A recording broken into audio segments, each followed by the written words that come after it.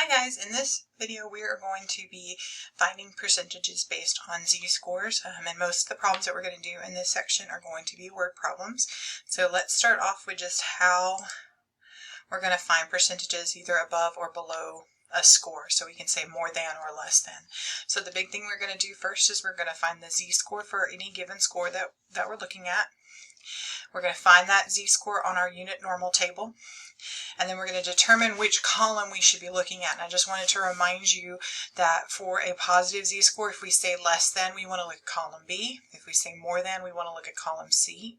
For negative z-scores, if we say less than, we want to look at column C.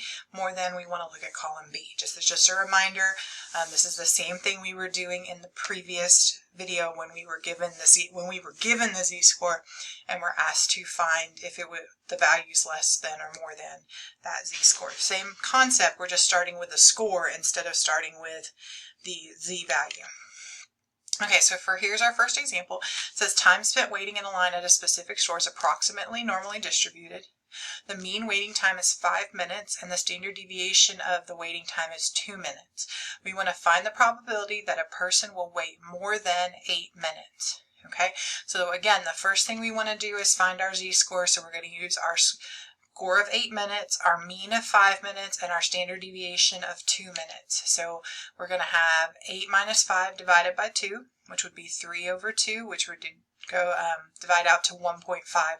Remember, when we're doing our z-scores, we do want to go into decimal, and we always want to round to 2 decimal places. So when you divide this out on your calculator, it probably will just say 1.5.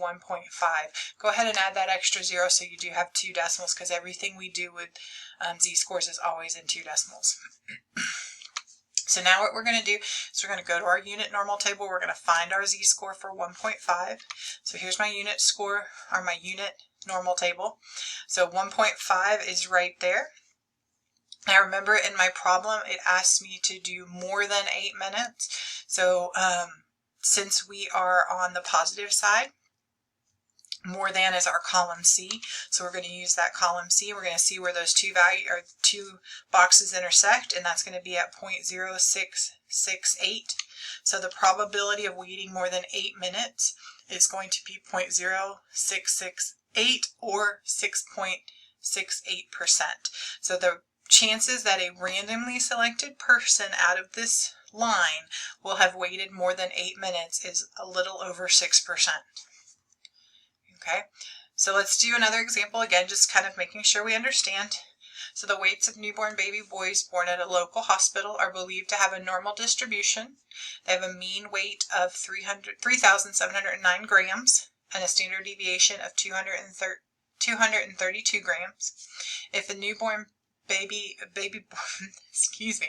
if the newborn baby boy born at the local hospital is randomly selected, find the probability that the weight will be less than 4,126 grams. So again, we're going to find our z-score for this. So we're going to do the 4,126, which is our score, minus the mean, which is the 3,709, and we're going to divide it by the standard deviation, which is the 232. So when we do that, we get the 417 over 232. When we divide that out, we get 1.8. So the next thing we're going to do is we're going to find the z-score associated for that 1.8 on our unit table. So again, here's our unit table. Here's our 1.8. Since we have a positive z-score, and we want to be less than this weight, then we are going to use our column B. And again, we're just looking at where 1.8 and column B intersect, which would be 9.9641.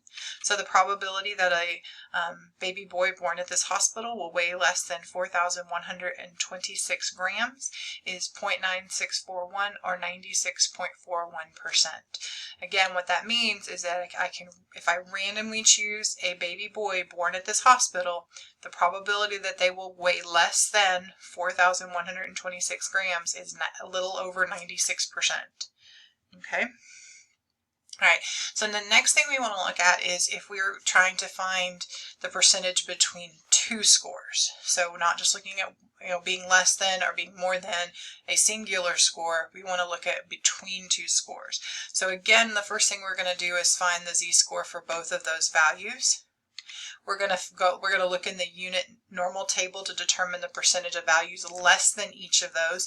So again, now remember, if my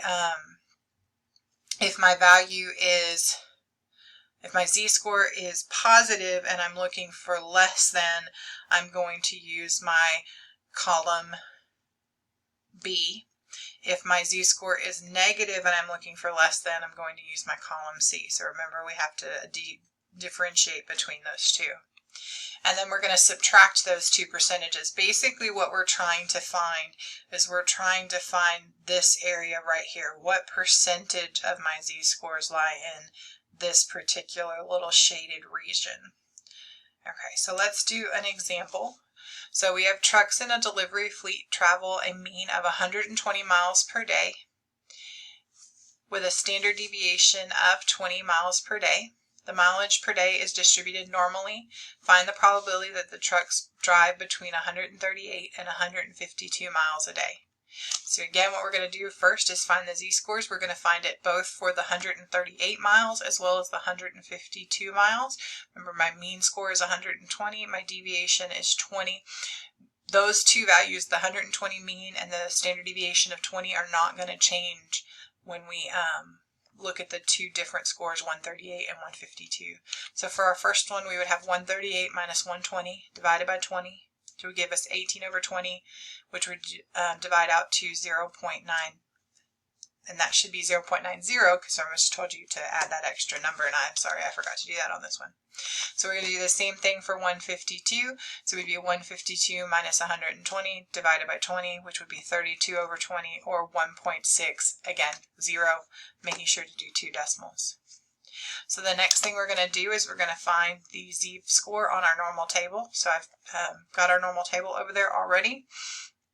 So for 0.9, and remember, we want to be less than, so we're going to use that column B for less than, since my 0.9 is positive. Remember, again, if my z-score is positive and I want to be less than, I use B. My z-score is negative and I want to be less than, I use C. So here we're going to use this one. At 0.9, we're going to use 8159, or 0.8159. And then I had to do 2 pictures here so that I can get both of these z-scores on one page here for you. So for 1.60, again, we're still going to use column B because we still want to know what's less than that. That's going to be that 94.52 or 94.52. And what we're going to do is we're going to take those two values and we're going to subtract them, always putting my largest number first. So we'll put the 0.9452 first. So the probability that a trucker drives between 138 and 152 miles a day is going to be 0.9452 minus 0.8159, which is going to give us 0.1293, or 12.93%.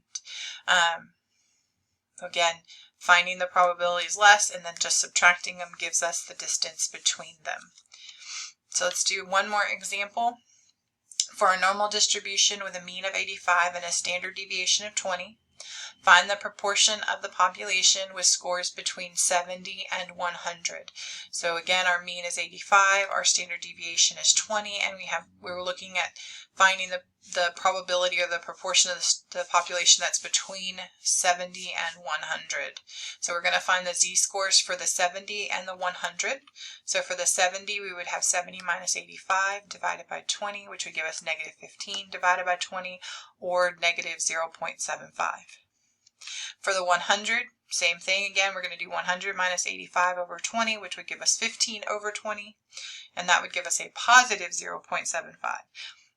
All right, so then we're going to find our score on our unit table. Now, because for the negative one, we would use column C for our value, and for the positive one, we would use column B. And since they're the exact same number, just one negative and one positive, basically what we're going to do is we're going to find our 0.75 in our column A, and we're just going to use we're just going to take and subtract the B from the C. So we're going to do the 0.7734 minus the 0.2266, which would give us 0.5468, or 54.68% of the scores are between 70 and 100.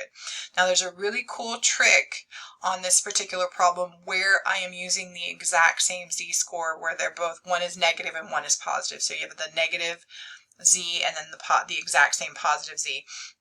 And that's if you look at that proportion between the mean, the 2734 or 0.2734, if you actually multiply that by 2 or double it, it actually comes out to the same score of 0.5468. So again, I want you to know that, but I want you also to understand that only works if my z-score is the exact same number, just one positive and one negative. If you have any more questions or you run into a problem you don't understand, please make sure to email me.